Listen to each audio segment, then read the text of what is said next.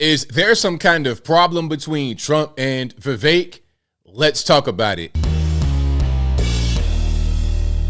How's everybody doing? My name is Anthony Brian Logan, and today we got to talk about a potential problem between President Donald Trump and Vivek Ramaswamy.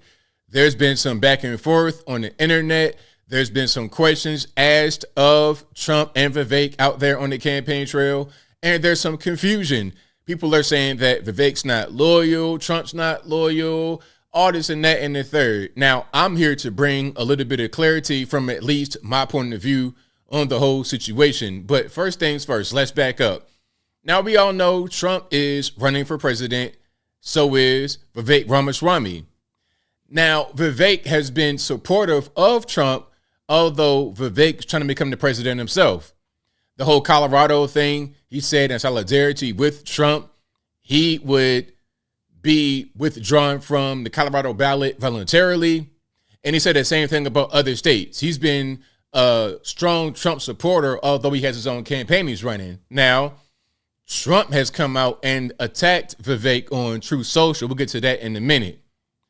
And people are kind of confused. What do we do? Do we support Trump? Do we support Vivek? Okay, I'm going to attack Vivek because Trump attacked Vivek. There's all kind of things going on. Now, from my point of view, I see it as just competition. Look, this is what Trump does. 2016, that's how he made his name, by attacking the entire debate stage. Little Marco, Lion Ted, all this and that and the third. But after the primary was over with, after he became the president, okay, now let's work together. You're still in government. You're in office. Okay, let's get things done together. You want to be in the cabinet? Okay, come on, Ben Carson, be in the cabinet. That's kind of how he did. Same thing in 2020. Let's attack the opponent. Same thing now. Nikki Haley, you gain esteem. Let's attack Nikki Haley. Vivek gain esteem. Let's attack Vivek. That's what he does. It doesn't mean that he has a personal problem. It's a matter of you're the opponent. Let's go after you. Now, let's get into some of the goings on. And of course, everything will be in the box or in the description. But here is a video of Trump wearing the red hat. I won't play the sound or anything here. But he has on the white hat, pardon me. He has on the white hat rather than the red hat. And some say this is a dig at Vivek because Vivek often wears a white hat. So he's saying, I'm the real white hat. You're not the white hat artist and that. That's the ideology. Now, I don't really see it that deeply, but some people do. But again, if that's the case, and again, this is happening right before the Iowa caucus, which is today, Monday, January 15th, 2024, a really big event. And after the Iowa caucus, you may see some more guys drop out. Ron DeSantis, cough, cough. But anyway, I digress. So that's one thing. But then here is what Trump said about Vivek. Now, there's two things. First things first, here is what he said that sparked the controversy. Then there's follow-up today. Vivek started his campaign as a great supporter, the best president in generations, etc. Unfortunately, now all he does is disguise his support in the form of deceitful campaign tricks. Very sly, but a vote for Vivek is a vote for the other side. Don't get duped by this. Vote for Trump. Don't waste your vote. Vivek is not MAGA.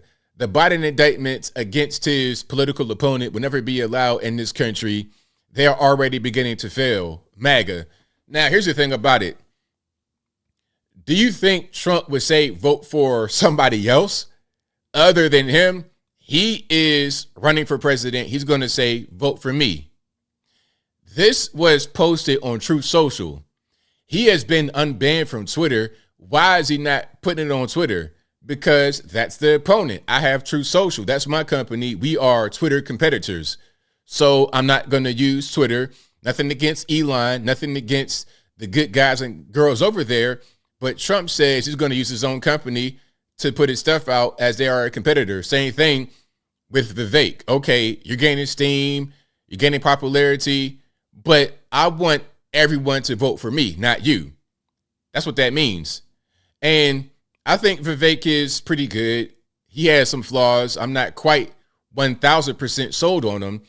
but I think he'd be a good candidate in a different time. Right now, obviously, Trump still has control of the party. It's pretty clear. It's pretty obvious.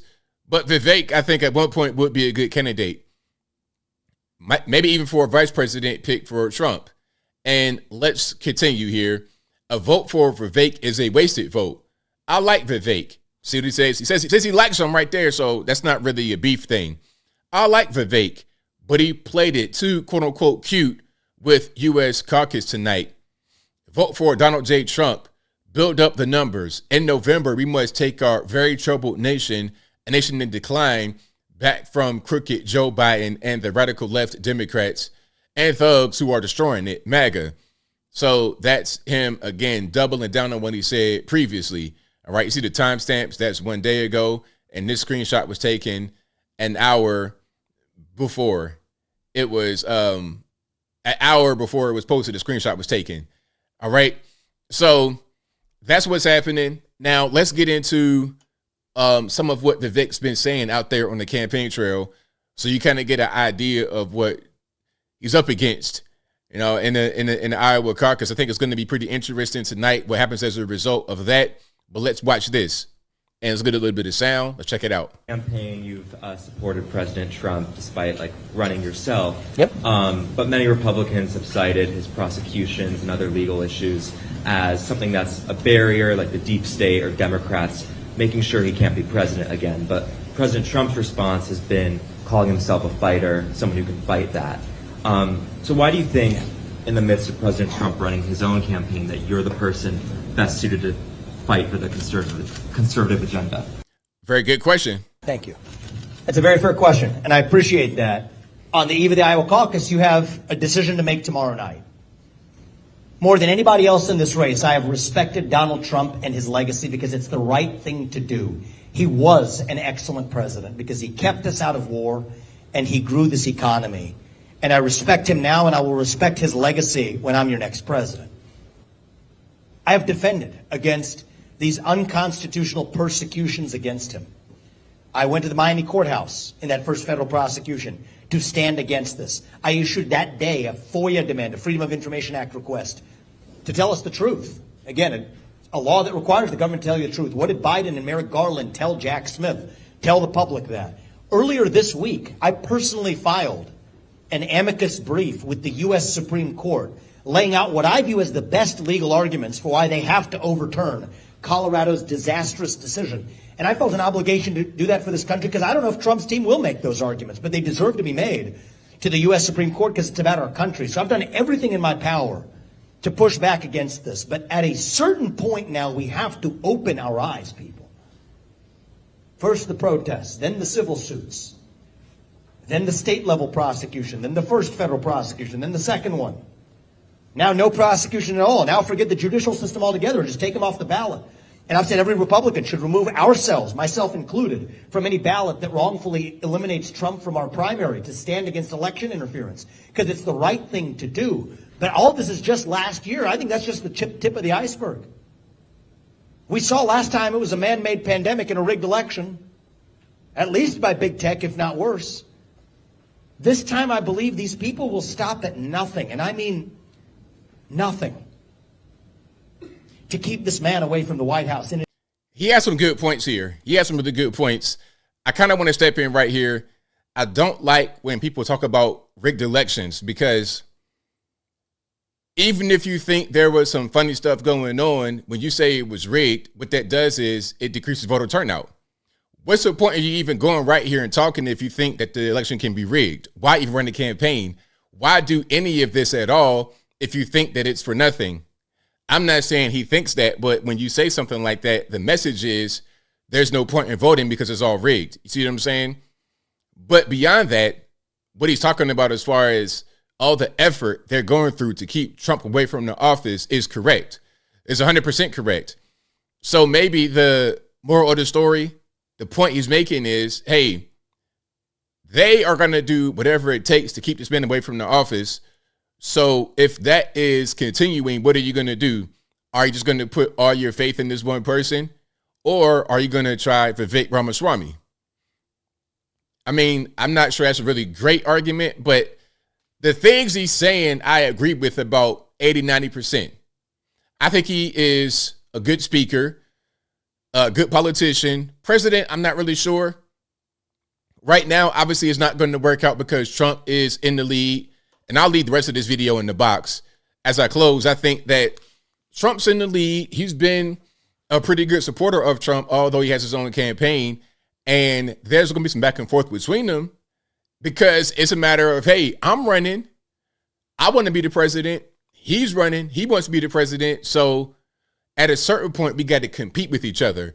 It doesn't mean we hate each other. It doesn't mean that we can't support each other. It doesn't mean we can't work together after it's done. But it's like playing sports, playing basketball. Okay, you can be the best of friends off the court, but once you're on the court, we're in the battle. We got to, okay, it's my team against your team. We're going to win. I'm not going to be your best friend on the court. I'm going to be your opponent. I'm going to do whatever it takes in the rules to win this game. It's very simple.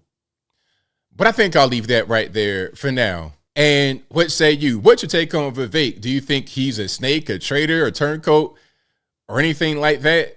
How about Trump? What's your take on what he said about Vivek? Whatever your thoughts are, let me know in the comments below. You guys know where I'm at. I don't see Vivek as a turncoat or a snake or anything like that. And I don't see Trump as saying anything wrong either.